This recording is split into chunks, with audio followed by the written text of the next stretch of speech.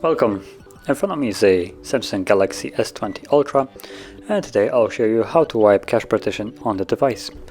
So to get started, we'll need to power off the device, so let's pull down the notification panel, tap on the power key right here, and select power off. And once the device shuts off, you want to then hold power key and volume up.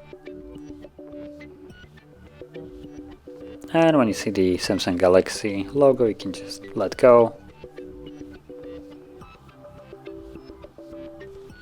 From here, you'll want to use volume keys to navigate in order to select wipe cache partition, and when selected, confirm it with power key, and again select yes.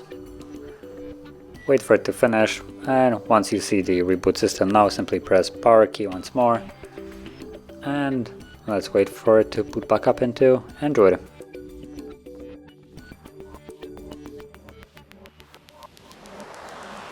There we go, so we're now back in Android.